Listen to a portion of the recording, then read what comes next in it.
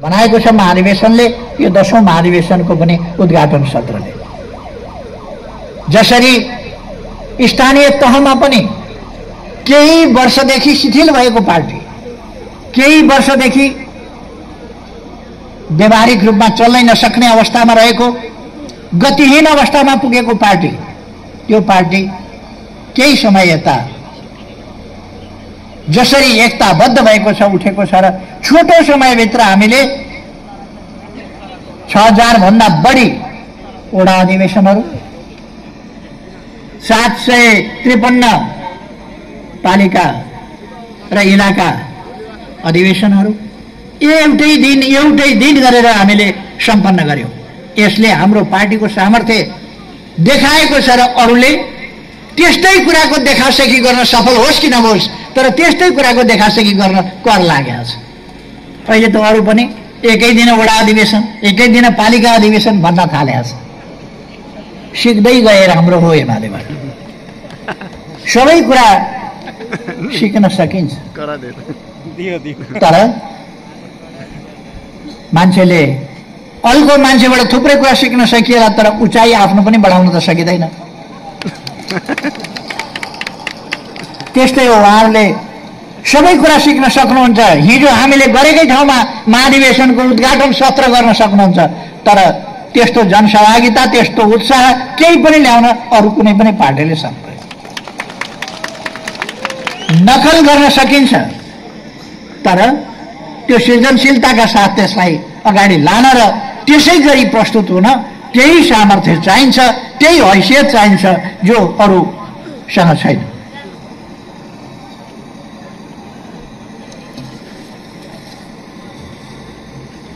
म कमरेडहरूलाई धन्यवाद भन्न चाहन्छु। आम रूपमा भन्ने हो भने यसपल्टको प्रतिनिधि छनौट कहीँ केही सानातिना असन्तुष्टिका कुरा भएका हुन सक्दछन्, असन्तुष्टि रहनुपर्ने कारण पनि कहीँ रहेका हुन सक्दछन्, तर आम रूपमा भन्ने हो भने देशभरिबाट आम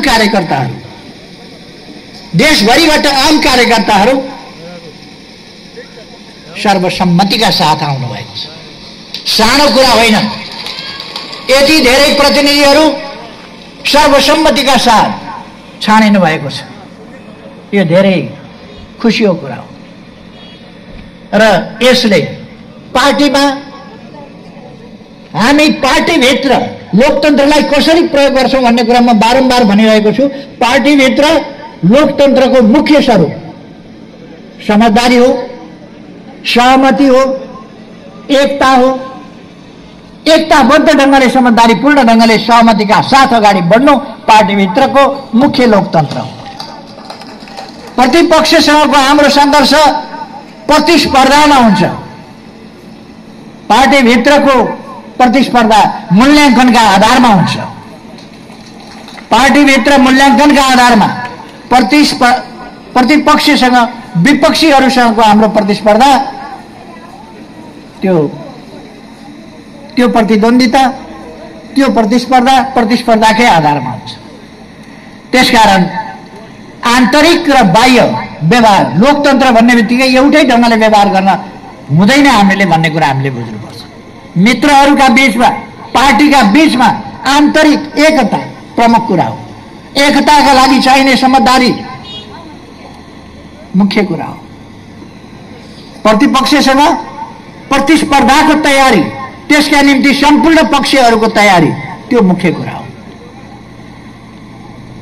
र प्रतिस्पर्धा प्रमुख हुन्छ प्रतिपक्षीहरूसँग लड्दा। विपक्षीहरूसँग लड्दा प्रतिस्पर्धा मुख्य कुरो हुन्छ। पार्टीभित्र अगाडि बढ्दा एकता मुख्य कुरो हुन्छ। पार्टीभित्र प्रतिस्पर्धा मुख्य कुरा होइन, एकता मुख्य कुरा हो, जसबाट हामीलाई बल प्राप्त हुन्छ विपक्षीसँग एकताबद्ध भएर लड्नका लागि। यो कुरा हामीले थाहा पाउनुपर्छ।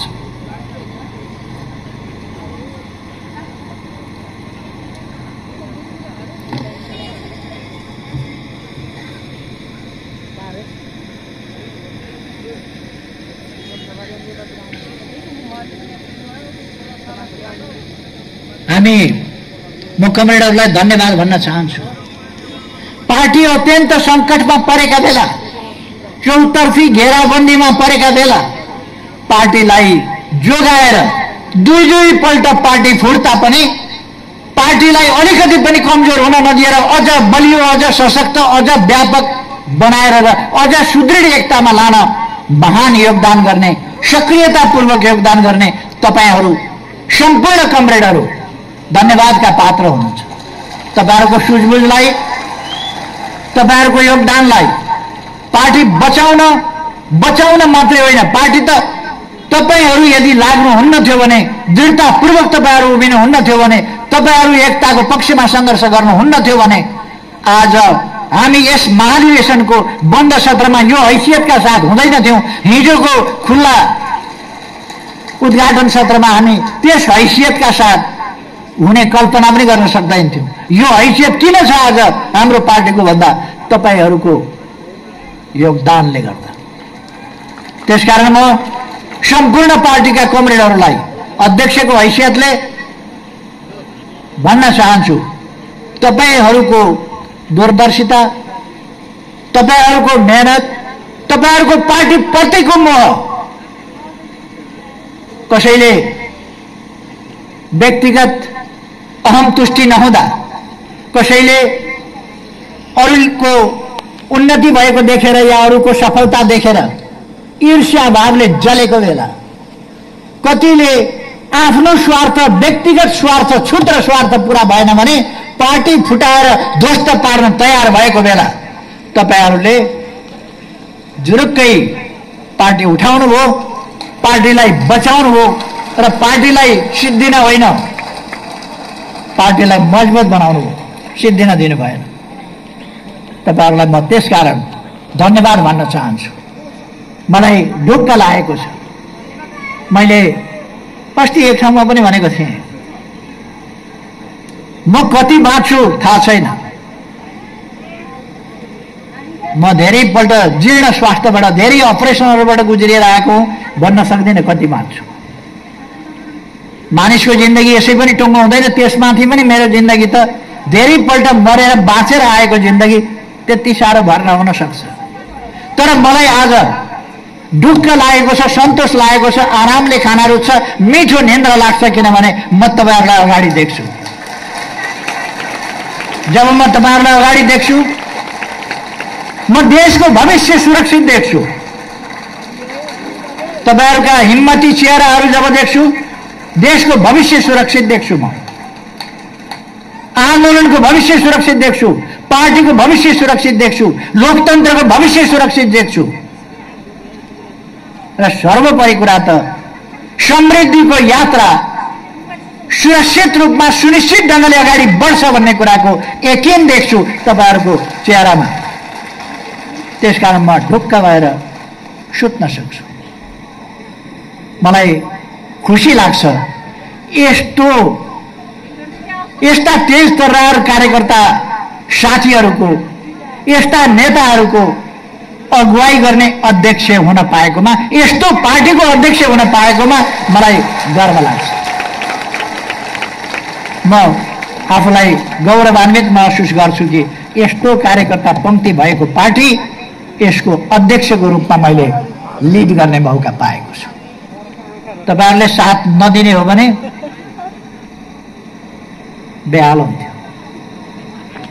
तपाईहरूको साथले यो सब हासिल भएको छ, त्यसकारण मलाई खुसी लाग्छ।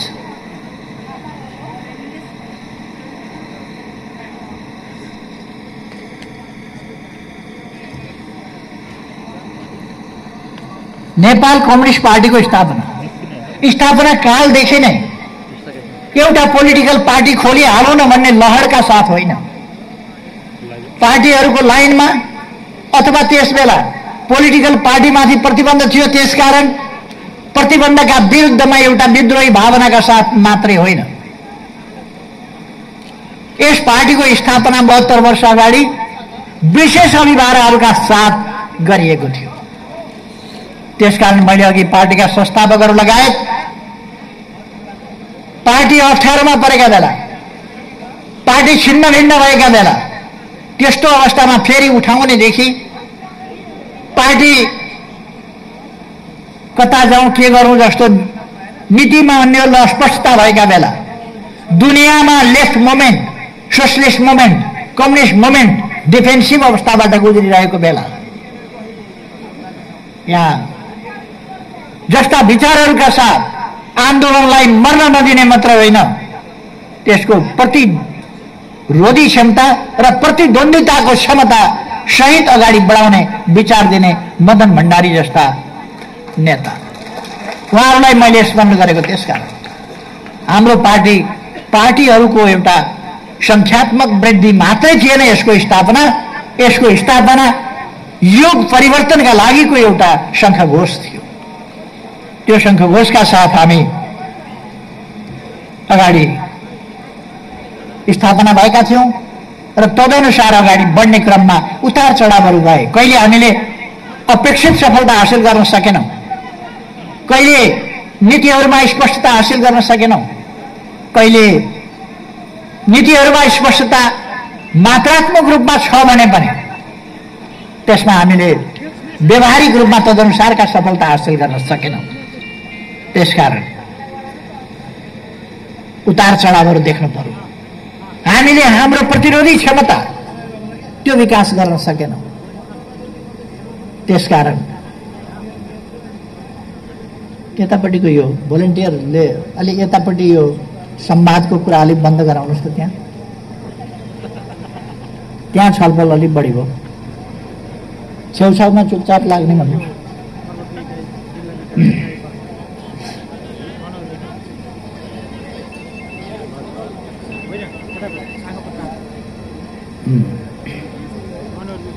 हाम्रो आन्दोलनले सुरुदेखि नै देशभक्तिको धारा, देशभक्तिको अभिभार, लोकतान्त्रिक आन्दोलनको धारा, लोकतान्त्रिक आन्दोलनको अभिभार, सामाजिक आन्दोलनको धारा, सामाजिक जागरणको धारा, परिवर्तनको धारा, त्यो अभिभार, यो तीनटै कुरालाई अगाडि बढाउँदै आयो।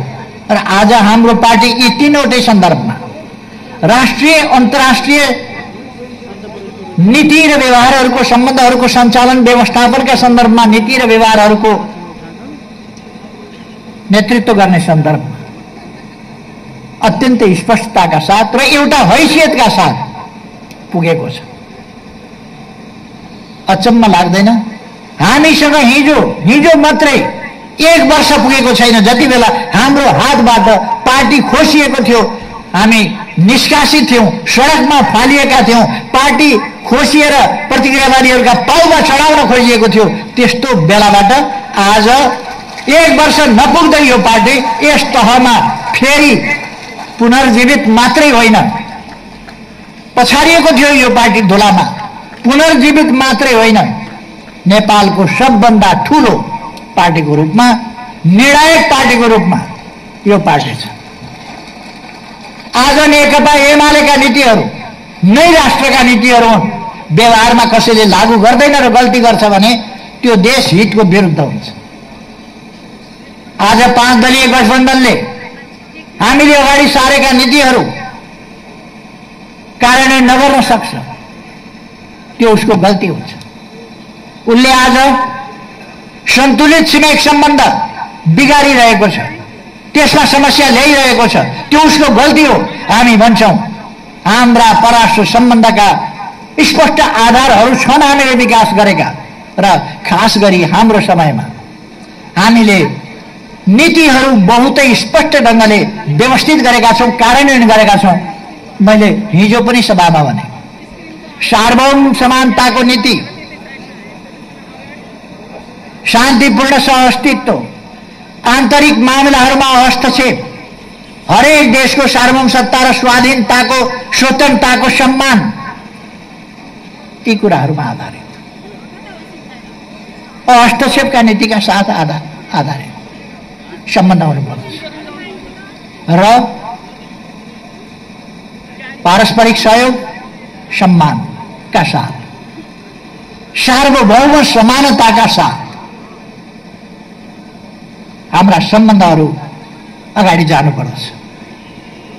कुनै समस्याहरू छन् भने तिनीहरूको समाधान वार्ताको माध्यमबाट, शान्तिपूर्ण ढंगले समाधान हुनुपर्दछ। हाम्रा लागि, अरूका लागि अन्तर्राष्ट्रिय रूपमा पनि हाम्रा नीतिहरू यिनै हुन्। हामी युद्धको पक्षमा छैनौं, हस्तक्षेपको पक्षमा छैनौं, आक्रमणको पक्षमा छैनौं, शस्त्रास्त्रको पक्षमा छैनौं। हामी निशस्त्रीकरणको पक्षमा छौं। परमाणु अस्त्रहरूको निर्माण, विस्तार, सङ्कलन, भण्डारण र तिनको प्रयोग, मास डिस्ट्रक्सनका वेपन्सहरूको अन्त्यको पक्षमा हामी छौं। हाम्रो विदेश नीति, हाम्रो परराष्ट्र नीति कसैसँग पनि हाम्रो शत्रुता छैन, सबैसँग मित्रता छ। हामी सबैसँग मित्रता चाहन्छौं। न्याय समानताका आधारमा मित्रता र हाम्रा राष्ट्रिय हितहरू हामी समानताका आधारमा खोज्दछौं, न्यायका आधारमा खोज्दछौं, अन्तर्राष्ट्रिय उत्तरदायित्वका आधारमा खोज्दछौं। अन्तर्राष्ट्रिय क्षेत्रमा हामी क्षेत्रीय स्तरमा वा अन्तर्राष्ट्रिय स्तरमा पनि हामी सन्तुलित, व्यावहारिक रूपमा सन्तुलित, सँगसँगै साझा सवालहरू, मानव जातिले भोगिरहेका साझा सवालहरू, वातावरण सम्बन्धी प्रश्नहरू अथवा पर्यावरणीय प्रश्नहरू, बिग्रेको वातावरण, त्यसको रोकथाम र त्यसलाई सच्याउने दिशामा, कार्बन इमिसनलाई रोक्ने सन्दर्भमा र वातावरणलाई बिग्रिन नदिन, ग्लोबल वार्मिङलाई समाप्त हुन नदिन। त्यसै गरेर हामी हिमाली देश हौं। हाम्रो हिमालको महत्त्व, हिमाल जसरी के भने एउटा प्राकृतिक रूपमा कुलिङ सेन्टरको रूपमा छ। राजस्थान र अरूतिरबाट तातो हावा आयो भने हिमालको नजिक पुग्न बाँध्दा पहिले नै त्यो चिसो भएर पानीमा परिणत हुने, आइसमा परिणत हुने, बरफमा परिणत हुने, हिउँमा परिणत हुने हुन थाल्छ। हाम्रा हिमालहरूले यसरी कुलिङ सेन्टरको रूपमा काम गर्दछ र त्यसै गरेर हिमालमाथि हिउँ थुपारेर त्यसले रिचार्ज सिस्टमको एउटा असाधारण प्रक्रिया, प्राकृतिक प्रक्रिया, रिचार्ज सिस्टमको चट्टानहरूमा पानी सङ्घेलेर बिस्तारै हिउँ पग्लाएर झरनाहरू बनाउनेदेखि लिएर मूलहरू फुटाउनेदेखि लिएर अनेक चिजहरू गर्छ र हाम्रा पहाडहरू। त्यसकारण यसको महत्त्व हामीले दुनियाँलाई बताउने कुरा र सहकार्य गर्ने कुरा, वातावरणीय प्रश्न लगायतका कुरा अथवा गरिबी निवारण, गरिबी आज मानव जातिको साझा समस्या छ भने त्यसको निवारणका लागि सहकार्य गर्ने कुरा, पछौटेपन साझा समस्या छ भने त्यसलाई समाधान गर्न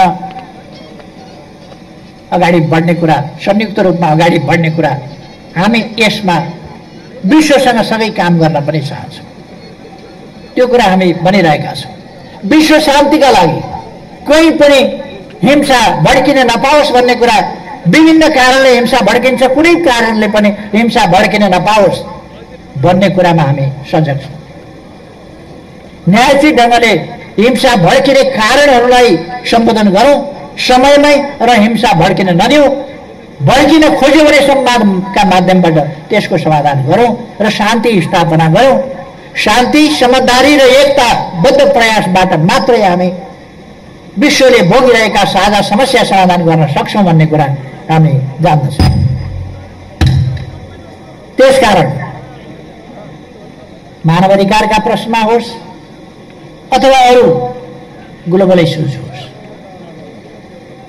हामीले संयुक्त राष्ट्र संघले तोकेको, हामी अल्पविकसितबाट भर्खरै अब विकासशील राष्ट्रमा स्तरोन्नतिका लागि सिफारिस भएका छौँ अथवा स्तरोन्नति भएका छौँ भने हुन्छ।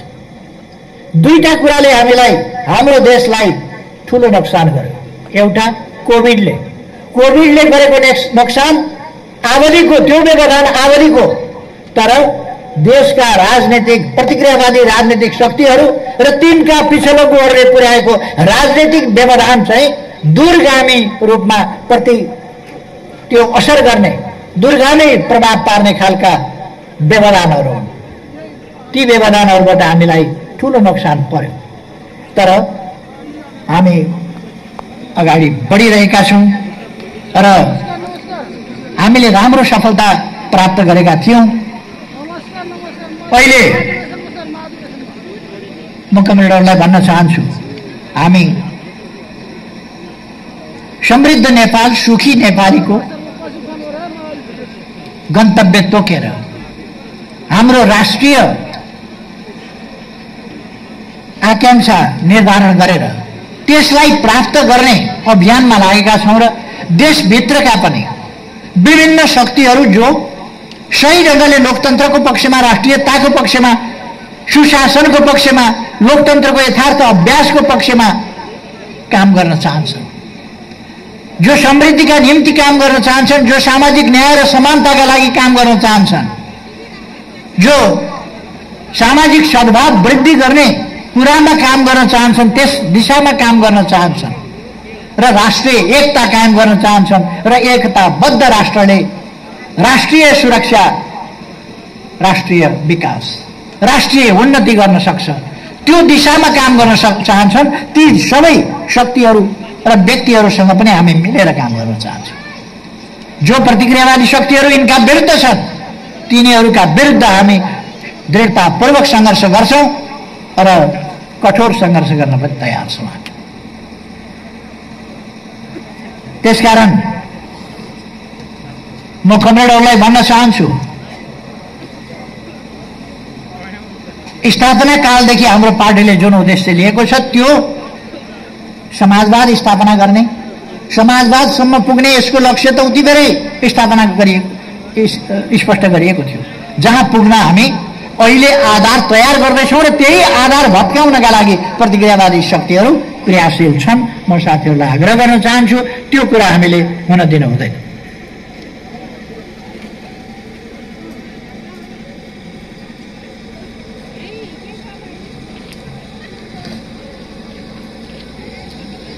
यी 8 दशकको इतिहासमा हामीले विभिन्न मोडहरू, विभिन्न घुम्तीहरू पार गरेका छौँ।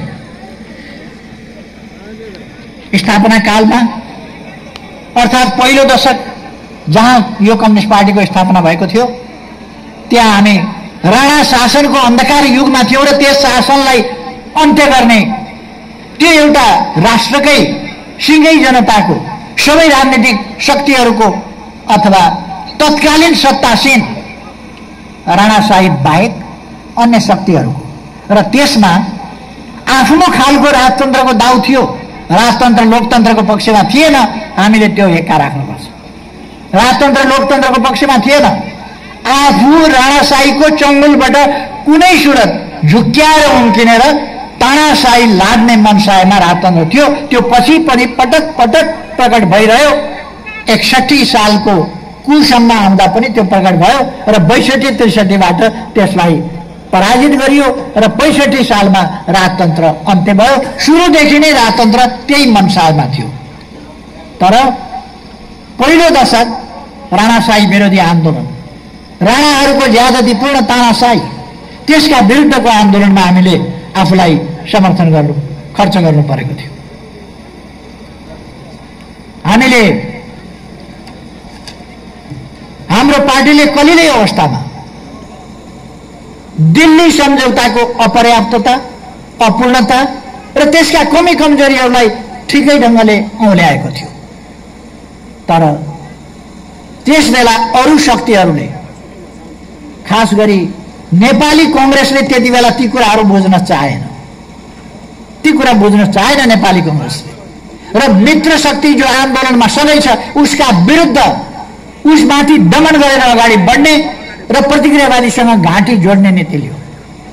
राजतन्त्रसँग साँठगाँठ गर्ने, राजतन्त्रलाई खुसी पारेर खाने, तर वामपन्थी शक्तिहरूलाई दमन गर्ने, प्रतिबन्ध लगाउने काम गर्यो। 7 सालमा हामी राणाशाही विरोधी सङ्घर्षमा सामेल भयौँ, लड्यौँ। 7 सालमा राणा शासन ढलेपछि 1 वर्ष नपुग्दै 11 महिनाभित्रै लोकतन्त्र आएको 11 महिनाभित्रै कम्युनिस्ट पार्टीमाथि प्रतिबन्ध लाग्यो। कम्युनिस्ट पार्टीमाथि प्रतिबन्ध लाग्यो। नेपाली कङ्ग्रेसको नेतृत्वमा सरकार बनेपछि मातृका प्रसाद कोइराला नेपाली कङ्ग्रेसका सभापतिको नेतृत्वमा सरकार बनेपछि अथवा मातृका प्रसाद कोइराला प्रधानमन्त्री भएपछि हामी माथि प्रतिबन्ध लाग्यो। हामीले त्यसका विरुद्ध सङ्घर्ष गर्नु पर्यो। प्रतिबन्धित हालतमा हामीले जनवर्गीय सङ्गठनहरूको स्थापना गरेर ती मार्फत वैधानिक फोरमहरू खोजेर काममा लाग्नु पर्यो। त्यसपछि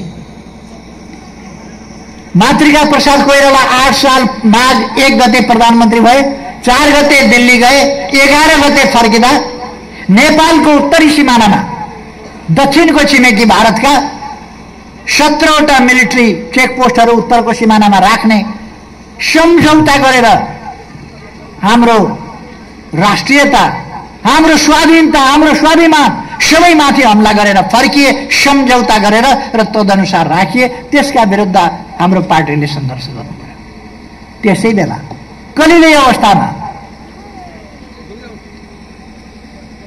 अरू पक्षहरूमा त्यसै गरी हामीले सङ्घर्ष गर्नु पर्यो। मैले राष्ट्रियताको पक्षमा कसरी सुरुदेखि, लोकतन्त्रको पक्षमा कसरी सुरुदेखि र लोकतन्त्रको पूर्णताको पक्षमा कसरी सुरुदेखि नै हाम्रो पार्टीले सङ्घर्ष गर्यो भन्ने कुरा कमरेडहरूलाई मैले बताउन खोजेको। दोस्रो दशकसम्म आइपुग्दा पार्टीभित्र फेरि भयानक घुसपैठ भइसकेको थियो। पार्टीमा अन्तर्राष्ट्रिय प्रभावको कारणले पनि मतभेदहरू, कसले कसको पुच्छर समाउने भन्ने खालका विवादहरू पनि भए, गलत प्रवृत्तिहरू आए। त्यस स्थितिको कसले कसरी फाइदा लिन सक्छ भन्ने खालका प्रवृत्तिहरू पनि भए। त्यसबाट हामी कमजोर भयो। पार्टीमा गुटबन्दी भयो, स्वार्थहरू टक्राए। त्यस खालको स्थितिमा पार्टी विभाजनको स्थितिमा पुग्यो। पहिलो विभाजन दक्षिणपन्थी अवसरवाद र अरू सामाजिक परिवर्तनका पक्षधर क्रान्तिकारी शक्तिहरूका बीचमा, तुलनात्मक रूपमा सही र गलतका बीचमा, प्रतिगमनलाई समेत साथ दिने शक्तिहरू र प्रतिगमनका विरुद्धका शक्तिहरूका बीचमा कम्युनिस्ट पार्टी विभाजित। त्यसपछि पनि विभाजित सिद्धिएन। तेस्रो दशकमा आइपुग्दा पनि विभाजन कायम रह्यो। अझ तेस्रो दशक पार्टी टुक्रिएर ससाना टुक्राहरूमा हुने स्थितिमा पुग्यो। त्यसबेला हामीले एउटा नयाँ अभियानको सुरुवात गर्यौं। पार्टीलाई नयाँ विचार, जुझारू विचार र सक्रिय गतिविधि, संगठन निर्माण, संगठन विस्तार, यस बाटोबाट एउटा नयाँ आन्दोलनको हामीले सृजना गर्यौं। त्यसका लागि नयाँ पार्टी निर्माणको सुरुवात गर्यौं र अगाडि बढायौं र त्यसले एकता एकीकरणका अभियानलाई पनि अगाडि बढाउँदै गयो। त्यस धारबाट हामीले एकता एकीकरणको अभियान सुरु गर्यौं र आज हामी यस ठाउँमा आइपुगेका छौं। मूलतः आन्दोलनको एकीकरणको धार, एकीकरण र एकताको धारको सुरुवात त्यहाँबाट गरेर हामी बढ्दै आयौं। कहिले हाम्रा सकारात्मक, राम्रा, मिठा अनुभवहरूबाट हामी खुसी भयौं, कहिले हामीले तीता अनुभवहरू बिहोर्नु पर्यो। कहिले एकता एकीकरणमा हामीले सफलता पायौं, कहिले विभाजनको पीडा भोग्नु पर्यो। कहिले सफलतापूर्वक हामीले पार्टी विस्तार गर्न सक्यौं, कहिले पार्टी विस्तारमा ठहराव आयो। कहिले हामीप्रति जनविश्वास अलिक बढेको देखियो, कहिले फेरि घटेको देखियो। अब हामी त्यस्ता कमजोरीहरू नगरिकन आन्दोलनलाई अगाडि बढाउँछौं र तेस्रो दशकमा आइपुग्दा हामीले यसरी विभाजनबाट पार्टीलाई एकता एकीकरणको बाटोमा लग्यौं। चौथो दशक पञ्चायत विरोधी आन्दोलन, निरङ्कुशतन्त्र विरोधी आन्दोलनमा गयो र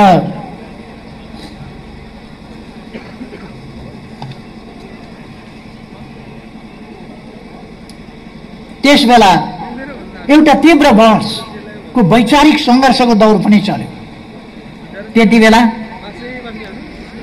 पहिले सत्तासीन भइसकेको र लोकप्रिय जनमत प्राप्त गरिसकेको नेपाली कांग्रेस कष्ट हिम्मत भएर आन्दोलन गर्न अशक्त भएर बसिरहेको थियो र वास्तवमा तेस्रो दशकमा हामीले जुन अभियान सुरु गर्यौं, आन्दोलन सुरु गर्यौं, त्यसले नेपाली कांग्रेसलाई पनि सञ्जीवनी दियो। नेपाली कांग्रेसलाई पनि त्राण दियो र उत्साह दियो। त्यसमा हामी एक ढंगले भन्ने हो भने पुनर्जीवन दियौं हामीले नेपालको लोकतान्त्रिक आन्दोलनलाई। यही कम्युनिस्ट पार्टीले पुनर्जीवन दिएर लग्यो।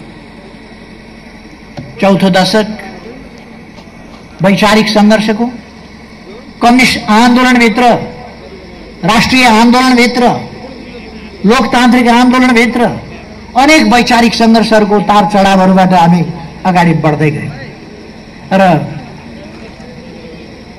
संघर्षको, प्रतिरोधी संघर्षहरूको सुरुवात, लोकतन्त्रका निम्तिको संघर्षको सुरुवात फरक ढंगले अगाडि बढ्दै गयो र 5औं दशकमा पुग्दा हामीले थुप्रै नयाँ परिवर्तनहरू ल्यायौं आन्दोलनमा र हाम्रो पार्टी 5औं दशकमा पुग्दा हाम्रा नीतिहरूको कारणले, व्यवहारिक नीतिहरूको कारणले सोभियत संघ ढल्नभन्दा अगाडि प्रतिस्पर्धात्मक बहुदलीय राजनीतिक प्रणाली अँगालेर हामी अगाडि बढ्छौं भनेर हाम्रो पार्टीको चौथो महाधिवेशनले उद्घोष गरेको थियो। त्यही बाटोले पछि त्यही दशकको अन्त्यतिर पुग्दा 5औं महाधिवेशनमा हामीले जनताको बहुदलीय जनवाद भनेर सूत्रीकृत गर्यौं, त्यसलाई सिद्धान्तकृत गर्यौं, त्यसलाई व्यवस्थित गर्यौं। हाम्रा प्रयासहरूमा भएको संयुक्त आन्दोलन नेपाली कांग्रेस जसका लागि पहिले तयार थिएन, त्यो संयुक्त आन्दोलन आयोजना गरेर हाम्रो पार्टीले सफलता प्राप्त गर्यो।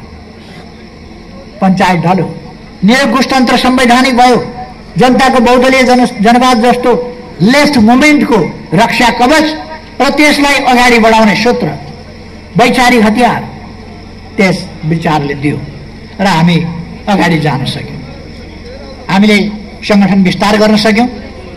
हामी संसदमा दोस्रो पार्टीको रूपमा, प्रमुख प्रतिपक्षीको रूपमा उपस्थित भयौं र अब 6औं शताब्दी लाग्दा नलाग्दा हामी देशको प्रमुख शक्तिको रूपमा स्पष्टता आउन सुरु गर्यौं। 51 को निर्वाचनबाट हामी प्रमुख पार्टीको रूपमा आयौं। कमरेडहरूले यी कुराहरूलाई हेर्नै भएको छ।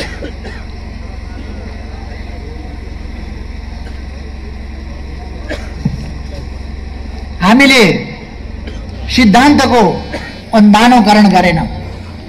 सिद्धान्तलाई आफ्नो परिवेशका कार्यक्रमहरू अगाडि लग्यौं। शान्ति सुरक्षाको क्षेत्रमा अत्यन्तै गम्भीरताका साथ ध्यान दियौं। यसरी नेकपा एमाले एउटा लोकप्रिय पार्टी, लोकप्रिय शक्ति र एमालेको सरकार एउटा लोकप्रिय जनपक्षीय र समाजवाद उन्मुख लोक कल्याणकारी राज्यका अवधारणाहरू र जनताप्रति उत्तरदायी। Okay, are you living? Okay, we will meet later. See you later. Thank you sir. हाम्रो साथीहरू बिदा हुँदै हुनुहुन्छ, उहाँहरूलाई जोरदार क्ल्यापिङका साथ अल्छी नगरिकन बिदाई गरौँ।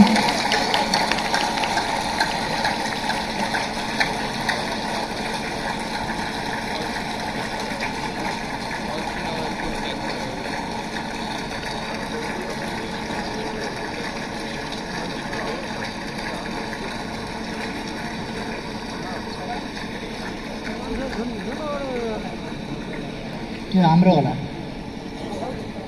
यो चाहिँ सुयसको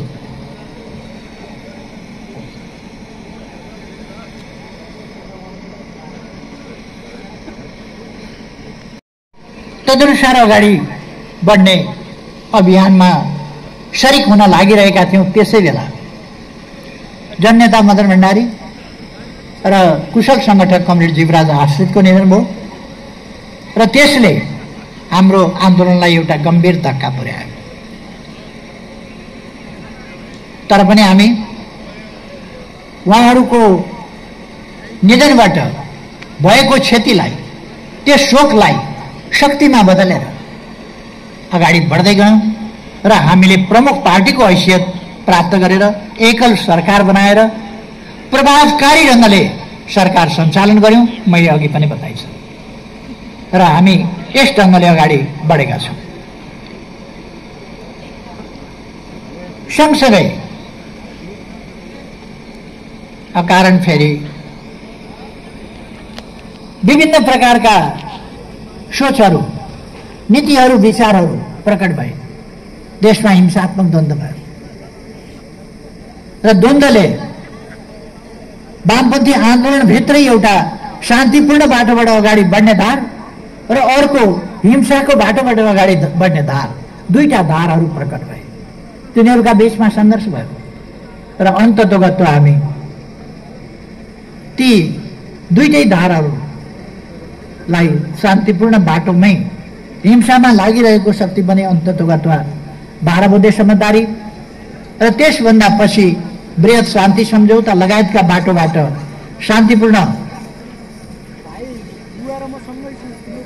शान्तिपूर्ण बाटामा आउन सहमत भयो। यसरी हामी एउटा सफलतापूर्वक अगाडि बढ्यौं र त्यति बेलाको त्यो हिंसाको व्यवस्थापन, त्यस हिंसाको शान्तिपूर्ण ढङ्गले समाधान एउटा ठूलो र ऐतिहासिक उपलब्धिको रूपमा भयो। हामीले एउटा शान्ति प्रक्रिया सुरु गर्यौं र त्यसलाई अगाडि बढायौं र त्यो सफलतापूर्वक अगाडि बढ्यो। अब मैले हिजो पनि भने शान्ति प्रक्रिया सुरु गर्यौं, अगाडि बढायौं, तर शान्ति प्रक्रिया अझै टुङ्गिएको छैन। त्यसलाई टुङ्ग्याउन जरुरी छ र मलाई अहिलेको सरकारले टुङ्ग्याउन सक्छ जस्तो लाग्दैन। हामीले अब सायद केही समय पर्खिनुपर्छ र शान्ति प्रक्रियालाई टुङ्ग्याउनुपर्छ। यस अगाडि नै हामी टुङ्ग्याउने थियौं। यद्यपि प्रचण्डको व्याख्या अलग हुन सक्छ, तर शान्ति प्रक्रिया जो त्यति बेला द्वन्द्वका पक्ष विपक्ष थिए उहाँहरूको बीचको सहमति नहुनाले र उहाँहरूको अनिच्छाकै कारणले शान्ति प्रक्रिया सम्पन्न हुन सकेन। आयोग रिक्त हुँदा आयोग गठनमै उहाँहरूले वर्षौं लगाउनु भयो। शान्ति प्रक्रिया टुङ्गिन दिनु भएन। अब पनि शान्ति प्रक्रिया हामीले टुङ्ग्याउनै पर्दछ, त्यस दिशामा हामीले काम गर्नै पर्दछ र हामी शान्ति प्रक्रिया टुङ्ग्याउनुको अर्थ के हो भने फेरि कहीँ कतै कुनै प्रकारको कुनै मात्राको पनि हिंसा नेपालमा दोहोरिन नपाओस्। यस बीचमा हामीले महत्त्वपूर्ण कामहरू गरेका छौं। संविधानको सर्वस्वीकार्यताका सम्बन्धमा पनि संविधान त्यसको जीवन्त प्रयोगको कुरा हो। संविधानको सर्वस्वीकार्यता भनेको मैले संविधान मानिन भन्ने कुरासँग मात्रै होइन। आज नेपालमा सबैका लागि संविधान सर्वस्वीकार्य बनेको छ। कुनै बुदामा कुनै चिजमा केही प्रकारको आफ्नो असहमति हुनु, भिन्न राय हुनु, यसो गर्न पाए हुन्थ्यो भन्नु र त्यसमा संशोधनको माग गर्नु बेग्लै कुरा हो। तर आज संवैधानिक प्रक्रियाभित्र, संवैधानिक क्रियाकलापभित्र सम्पूर्ण देशभित्रका शक्तिहरू समावेश भएका छन्, क्रियाशील भएका छन्, संलग्न भएका छन्, काम गरिरहेका छन्। त्यसकारण संविधानको सर्वस्वीकार्यता, संविधानको ग्राह्यता अब आम कुरा भएको छ, सबैका निम्ति साझा विषय छ। संविधान जारी भएका बखत पनि केहीको असहमति थियो, केही पृथकतावादको सोच र नाराका साथ अगाडि बढिरहेका थिए, केही अझै पनि हिंसाको कुरो छोडेका थिएन, हिंसाको बाटो रोजिरहेका थिए। हामीले पृथकतावादको पनि अन्त्य गर्यौं, हिंसाको पनि अन्त्य गर्यौं। हिंसात्मक बाटो लिएका साथीहरूलाई पनि शान्तिपूर्ण बाटोमा ल्याउन सहमत गरायौं र शान्तिपूर्ण ढङ्गले उहाँहरू बाटोमा आउनु।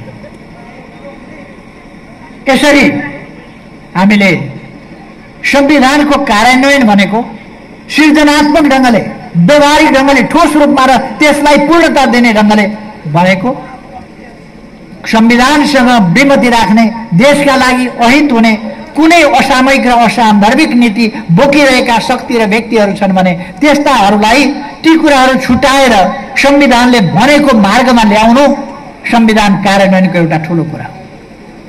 हामीले संविधान कार्यान्वयनको सन्दर्भमा संघीय संरचनाहरूको तिनको निर्माण, तिनका शक्तिका सवालहरू, स्रोतका विभाजनका सवालहरू अथवा अन्य संरचनागत कुराहरू, कानून, संविधान निर्माण र संविधान कार्यान्वयनका लागि कानूनका पक्षहरू संविधान कार्यान्वयनका लागि ती कुराहरू पनि हामीले सबै कुराहरू गर्दै गयौं। त्यसकारण हामी संविधान निर्माणको लोकतन्त्रलाई अगाडि बढाउने कुराको सन्दर्भमा असाधारण योगदान हामीले गरेका छौं। नेपालमा पृथकतावादको अन्त्य र हिंसाका सोचहरूको अन्त्य र सम्पूर्ण रूपमा शान्तिका धारमा सम्पूर्ण राजनीतिक शक्तिहरू आउनु ठूलो सफलता हो, यो हामीले हासिल गरेका छौं। हामीले हासिल गरेको उपलब्धि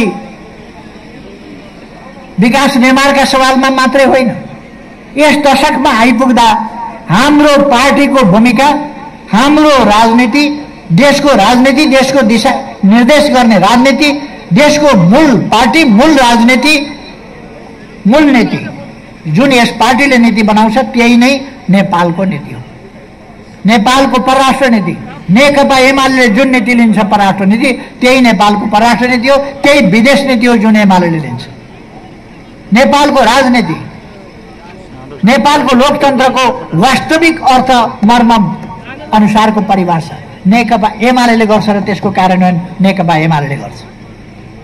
त्यसकारण हामी हरेक क्षेत्रमा विकासको सन्दर्भमा, भिजनको सन्दर्भमा यत्तिकै हामीले समृद्ध नेपाल सुखी नेपाली भनेका छैनौं। कमरेडहरू, समृद्ध नेपाल सुखी नेपाली भन्न भित्र हाम्रो इतिहासदेखिका अनुभवहरू, मानवीय इच्छा आकांक्षा, जैविक र मानवीय न्यूनतम अथवा आवश्यकताहरूको परिपूर्ति, जायज परिपूर्ति, यी कुराहरूलाई बुझेर नै विकासका पूर्वाधारदेखि लिएर मानव संसाधनको विकासदेखि लिएर संरचनागत विकास मात्रै होइन, मानव संसाधनको विकास त्यस दिशामा समेत खाली बाटा बनाउने मात्रै कुरा होइन, शिक्षा, स्वास्थ्य, सामाजिक सुरक्षा, रोजगारी, अनेक पक्षहरूमा विज्ञान र प्रविधिको विकास र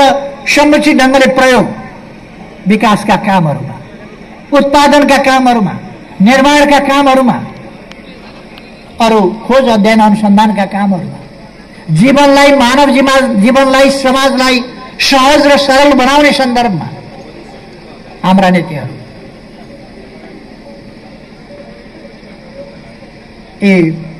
अत्यन्तै व्यापक र हाम्रो पार्टीले जसरी एउटा क्षेत्रमा मात्रै होइन समाज परिवर्तन गर्न खोजेको छ त्यो कुराहरू हाम्रो छोटो समयको